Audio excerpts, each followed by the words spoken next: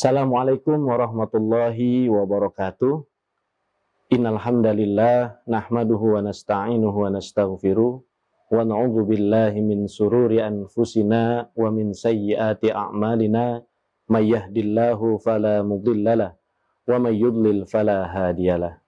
Asyhadu an la ilaha illallah wahdahu la syarikalah wa asyhadu anna Muhammadan abduhu wa rasuluhu la nabiyya ba'dah. Allahumma salli wa sallim wa barik ala sayyidina Muhammadin wa ala alihi wa sahbihi ajma'in, amma ba'du. Para hadirin sekalian, para pemirsa Qatrunada Media dimanapun berada, alhamdulillah, mari sama-sama kita panjatkan syukur kita kepada Allah Subhanahu wa Ta'ala bahwa pada hari ini kita masih diberikan berbagai macam nikmat. Di antaranya adalah nikmat iman, nikmat Islam, nikmat sehat walafiat, sehingga pada hari ini kita semua masih dalam keadaan menjalankan ibadah puasa di bulan suci Ramadan pada tahun 1442 Hijriah ini.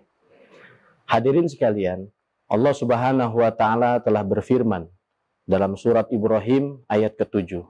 A'udzu billahi minasyaitonir rajim. Bismillahirrahmanirrahim. Wa id ta'adzana rabbukum la in syakartum la azidannakum wa la in kafartum inna 'adzabi lasyadid.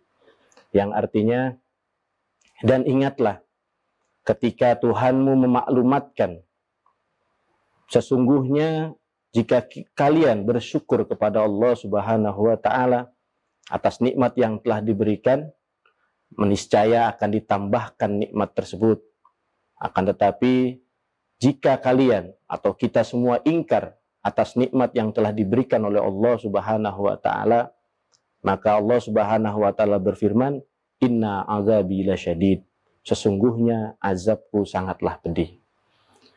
Para hadirin sekalian, pemirsa Qatrunada Media, dalam ayat ini Allah Subhanahu wa Ta'ala mengingatkan kepada kita semua bahwa atas segala karunia dan anugerah yang telah dilimpah ruahkan kepada kita sebagai makhluknya, Allah tidak pernah menuntut balas, tidak pernah menuntut balik atas apa yang telah diberikan kepada kita sekalian. Tugas kita hanya bersyukur. Bersyukur kepada Allah Subhanahu wa Ta'ala atas apa yang telah diberikan kepada kita. Jika bersyukur saja kita tidak mampu, maka apalagi berbuat lebih daripada itu. Oleh karenanya tidak tanggung-tanggung. Allah Subhanahu wa Ta'ala mengatakan kalau seandainya kita mau bersyukur, maka Allah menerangkan dalam lanjutan ayat tersebut adalah la azidannakum. Maka pasti akan ditambahkan nikmat yang lain kepada kita. Lalu bagaimana cara bersyukur kepada Allah Subhanahu wa Ta'ala? Para ulama bersepakat bahwa rukun syukur itu setidaknya ada 3. Yang pertama adalah syukur bil qaul, ya, bil qauli dengan ucapan, kemudian syukur bil qalbi atau dengan hati, dan yang ketiga adalah syukur bil fi'li, yakni bersyukur dengan perbuatan. Adapun syukur bil qaul, kita yakini betul bahwa sebagian besar dari kita sudah memaklumi itu, bahkan sudah melaksanakan itu hampir di keseluruhan keseharian kita. Ketika kita mendapatkan bantuan, ketika kita mendapatkan nikmat, ketika kita mendapatkan rizki dari Allah ataupun dari manusia, maka kita akan bisa dengan mudah mengucapkan syukur bil qaul. Ya, misalkan dengan ucapan terima kasih, ya, atau kepada Allah kita ucapkan alhamdulillah, ya, atas nikmat yang telah diberikan oleh Allah. Nah, ini tapi setidaknya ini baru masuk pada level 1. Belum memasuki pada rukun selanjutnya. Artinya tidak bisa dikatakan sempurna syukur seseorang jika hanya baru sebatas pada qaulnya saja. Jadi hanya baru sebatas mengucapkan terima kasih saja, baru sebatas mengucapkan alhamdulillah saja. Nah, ini tidak selesai sampai di situ. Oleh karenanya pada rukun yang kedua, kita juga dianjurkan untuk bersyukur bil qalbi, yakni dengan hati. Dengan betul-betul meyakini dalam dasar hati kita bahwa apa yang telah diberikan kepada kita, apapun bentuknya, kita yakini itu semua datangnya dari Allah, dan kita wajib meridhoi dan menerima atas ketetapan yang telah diberikan kepada kita. Tidak ada alasan untuk menolak atau tidak setuju atau bahkan kemudian bersuuzon kepada Allah Subhanahu wa taala atas nikmat atau atas pemberian yang diberikan kepada kita. Khairihi wa syarrihi minallahi ta'ala. Itu yang menjadi keyakinan kita bersama. Sehingga hati kita ridho, hati kita menerima dengan betul bahwa apa-apa yang telah diberikan Allah kepada kita, itu sudah kita terima dengan penuh rasa syukur. Dan yang tingkatan paling sulit adalah syukur bil fi'li, yakni bersyukur dengan perbuatan. Ketika kita diberikan nikmat sehat, sudahkah kita bersyukur dengan kesehatan yang kita miliki? Ketika kita dianugerahkan kedua mata yang sangat indah, yang dengannya kita mampu melihat segala rupa, kebesaran, dan keindahan yang Allah ciptakan, sudahkah kita menggunakan kedua mata kita ini untuk terus beribadah kepada Allah, atau justru malah sebaliknya? Ketika Allah karuniakan kedua tangan, kedua kaki kepada kita, sudahkah kita bersyukur melalui perbuatan dengan tangan dan kaki kita, atau malah mengkufuri nikmat yang telah Allah berikan? Karena kalau kita kembali kepada ayat yang tadi, seandainya kita mau bersyukur, la azidannakum, maka Allah akan tambahkan nikmatnya. Jika dengan rezeki yang kita terima pada hari ini, atau pada bulan ini, atau pada tahun ini, kita senantiasa bersyukur kepada Allah Subhanahu wa taala, maka janji Allah adalah la azidannakum, pasti akan ditambahkan. Dan jangan pernah meragukan itu. Karena sesungguhnya Allah la tukhliful mi'at, Allah tidak pernah menyalahi janji. Jika syukur yang kita sampaikan itu benar pada hakikat prakteknya.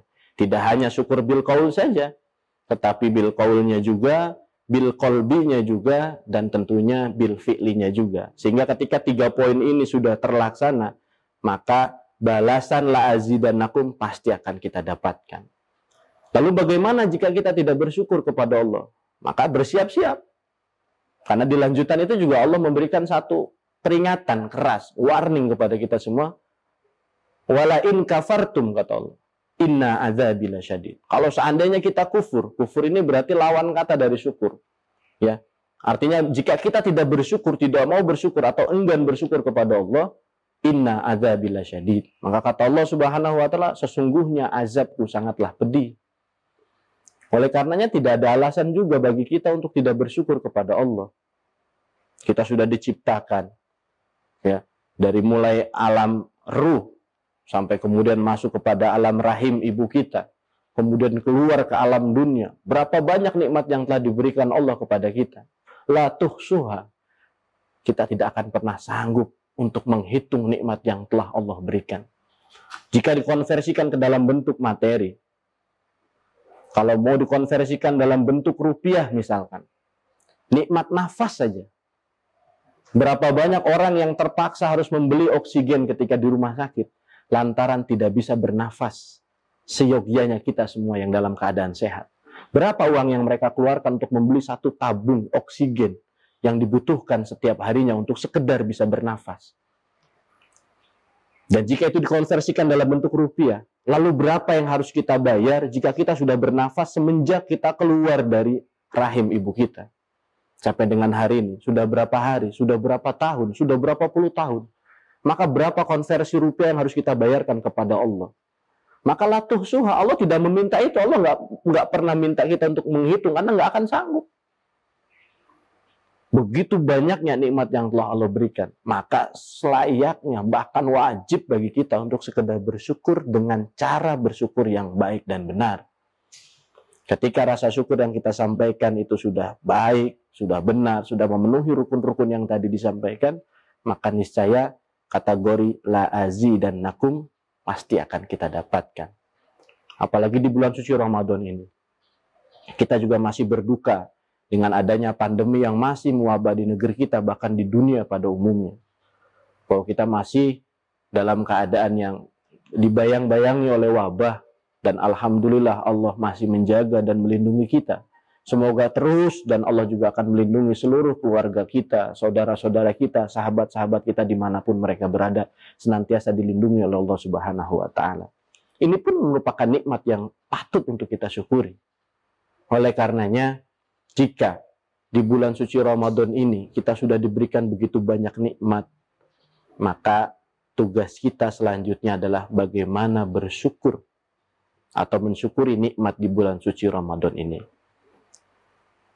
Selain itu, nikmat yang juga Allah berikan di bulan suci Ramadan ini adalah nikmat kita bisa berkumpul dengan keluarga kita di rumah, yang mungkin sebelum datangnya bulan suci Ramadan kita disibukkan dengan urusan masing-masing kita, dengan urusan dunia kita, dengan urusan bisnis kita dan lain sebagainya.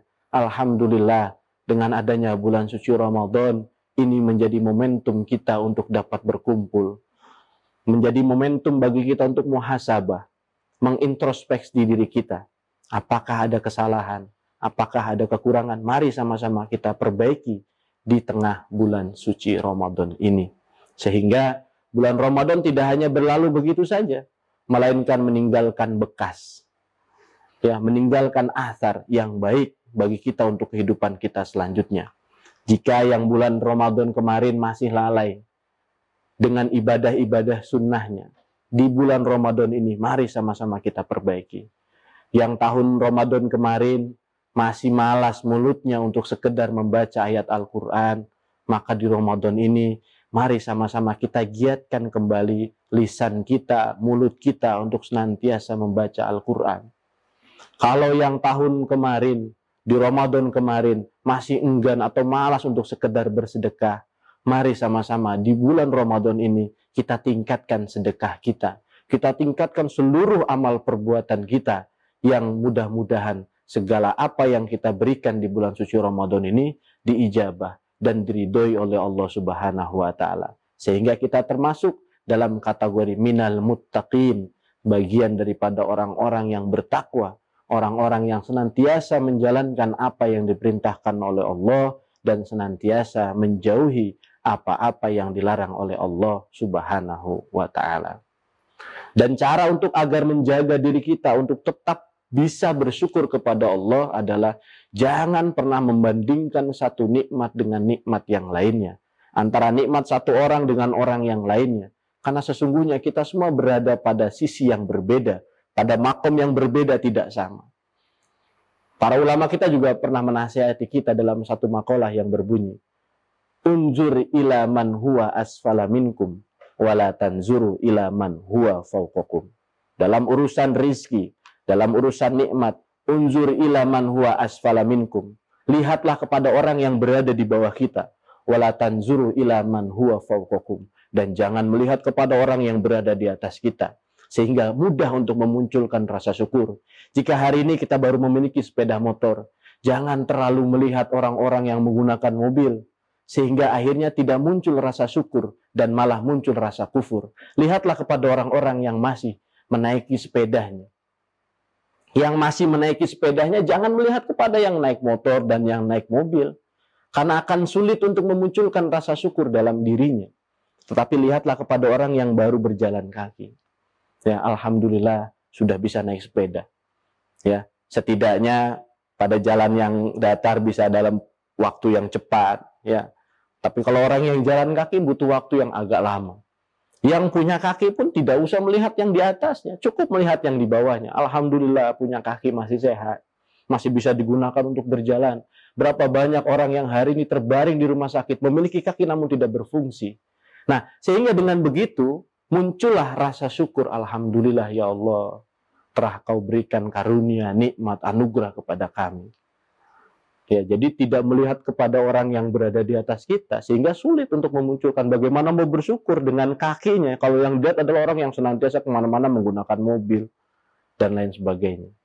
Ya, oleh karena itu, dengan adanya penyampaian singkat ini, mudah-mudahan sedikit bisa mengetuk pintu hati kita untuk senantiasa menjaga diri kita untuk selalu bersyukur kepada Allah, bersyukur kepada orang-orang yang telah berbuat baik kepada kita, bersyukur kepada kedua orang tua kita, bersyukur kepada guru-guru kita, bersyukur pula kepada orang-orang yang telah berbuat baik kepada kita. Mereka semua mengajarkan kepada kita untuk bagaimana berbuat baik juga kepada orang lain, tanpa pamrih dan tanpa pilih kasih.